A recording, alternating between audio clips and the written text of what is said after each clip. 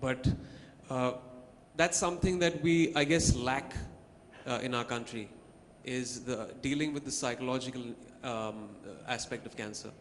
Talking about it, parents talking about it, um, trying to make the kid understand what the issue at hand is, because it's extremely complex.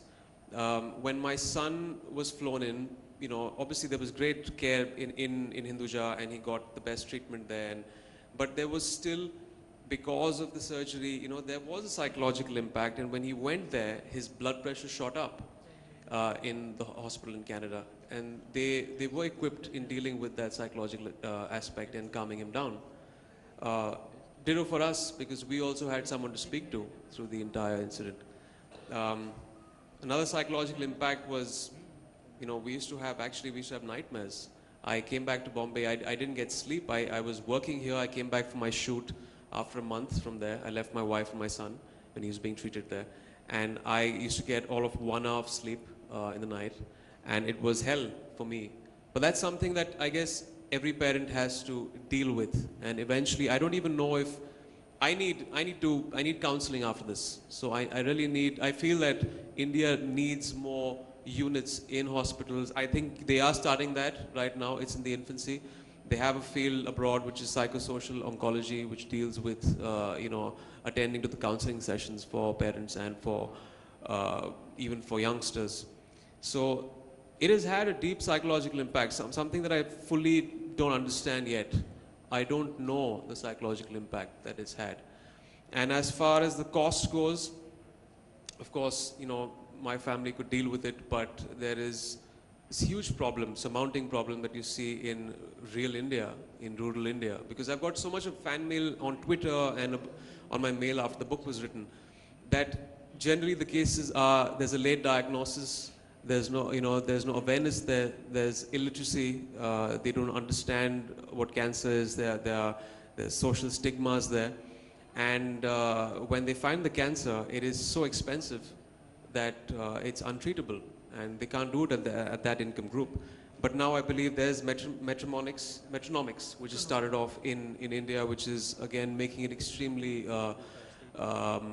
approachable. A few hundred rupees for a treatment in an entire month, which is a paradigm shift, and I think it's really set the standard for India and the costing here. But yeah, costing is again a key issue for that income group, which needs to be attended to. Yeah, definitely. I think psychological impact is something that we often discount as doctors. I mean, as doctors, we tend to concentrate on the disease. We tend to concentrate on curing the patient physically. So holistic care is something that is required, and taking inspiration from what TMH has. TMH does have a good apparatus as far as support is concerned, setting up cancer care groups, and that is what we have replicated in Fortis Mulund. Dr. Badwe sir, do you think we should have more of these counselors take up these messages? When they take up ads, for example, now we are seeing, I'm sorry for being blunt, but pan masala, which is supposed to be as dangerous as... Somebody takes upon himself to endorse pan masala. He's definitely being very ignorant. When you face the situation firsthand, you realize that these are the things that you cannot touch, let alone be a role model and promote them on TV and in other media. And, as an actor, you do have a social responsibility, but where does the ignorance, how do you kind of correct that? Because till my son didn't have cancer, I didn't realize most of the hurdles that I had to cross in that situation. There, for example, cancer is a very minuscule percentage is genetic, and I realized that the lifestyle has a huge part to play in cancer and fighting it. So there were two options left to us: either we treat the cancer momentarily, or you nip it in the bud. How do you do that? You get down to actually making, huge lifestyle changes.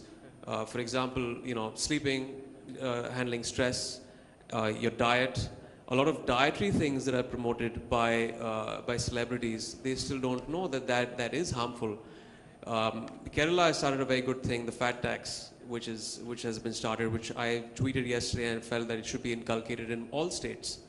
And as far as cigarette smoking, as far as smoking goes, I feel, forget about taxing, it should be banned. Um, you know, we know that back in the 80s and the 70s, there was this huge problem with the tobacco lobby where there was not enough evidence to prove that tobacco was actually causing lung cancer. And this debate went along for the longest time. And I think the last Marlboro ad was promoted in 1990. And after that, there was this thing on packages saying that it is injurious to health. Who is going to tell people, the system is not telling people that fast food joints, your burgers, your juices, all that is actually adding up. There are carcinogens out there. Who's going to inform people about all those things?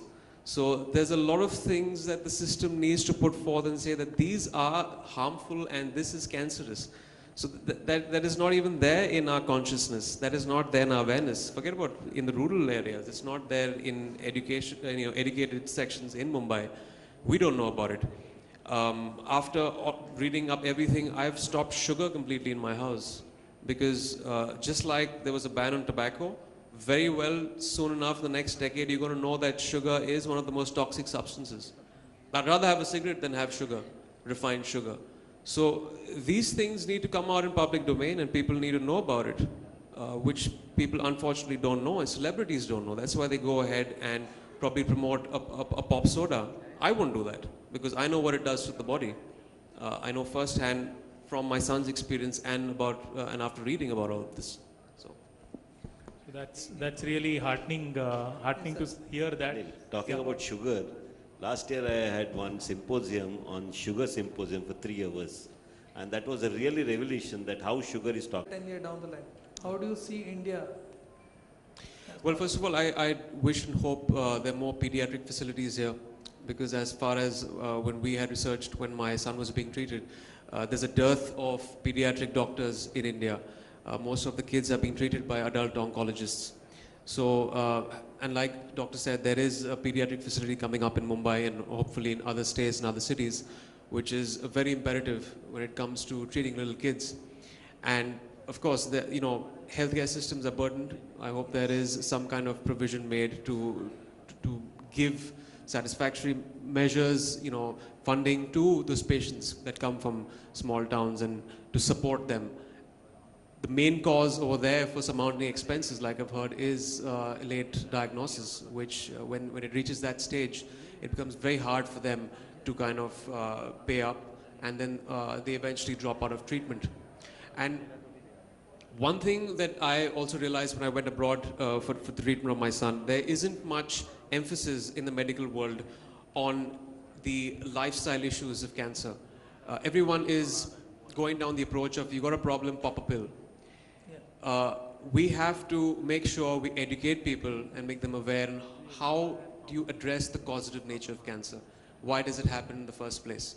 If it is a lifestyle issue, what can we do in our lives? And we've seen, I've spoken to so many doctors in Mumbai. Kids are pouring in the last 2 decades, in the last decade. What are we doing? What has drastically gone wrong with the water we drink, with the food we eat, with the radiation levels? What is going wrong and how do we address that? And the system needs to address that. So these are the things that have to be addressed by the medical world, so that at least, you don't allow it to happen in the first place. Let's eradicate cancer and nip it in the bud. Instead of course, treatment options are very, very important, but let's make sure you at least bring in that awareness. Then, of course, if people know that smoking a cigarette will give them cancer and they choose to do it, then, they're puffing the life away. But at least, as far as kids go, there's the choice you make for them. So it's very important for parents also to kind of be educated and for the government to do that. Avinash sir, I think we'll have a response regarding the vision.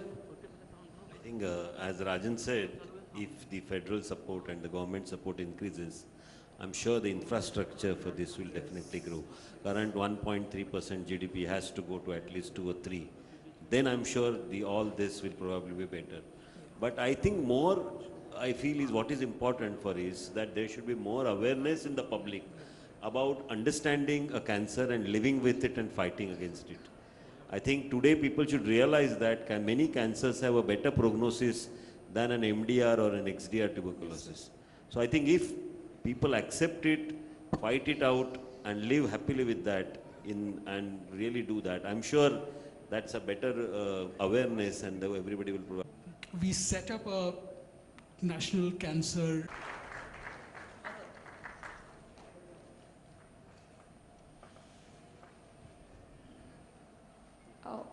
I'm going to ask Dr.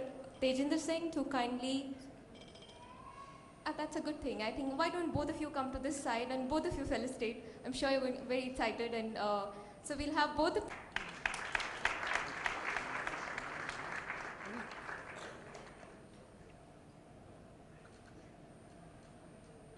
I think the clap should continue.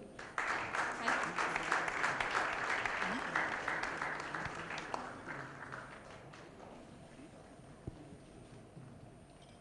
Next, we would like to give a memento to Mr. Emraan Hashmi.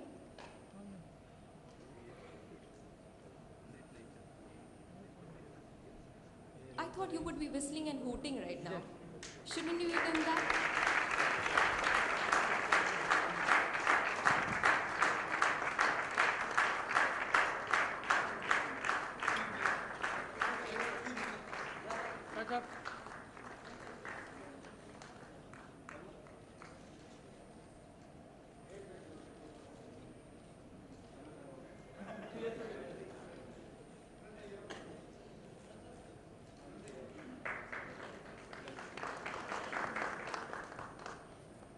I would, one mention that I would do is Mr. Emraan Hashmi's book, The Kiss of Life, has become a national bestseller. And really, I would encourage everybody to go ahead, buy this book and read it. I've read it, done it myself, and it is really an eye.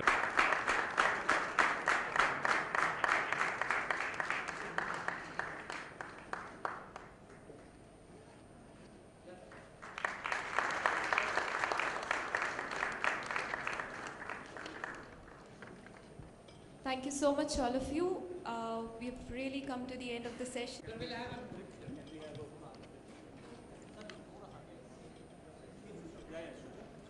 Ladies and in city and country, and various initiatives set by Excuse me, sir. Excuse me, and rural prevention. excuse me, sir. एक minute रुकिए sir. दादा थोड़ा पीछे आ जाओ. Excuse me. अरे भाई mobile मेरे भाई. अरे हाँ ठीक है. बताइए ना.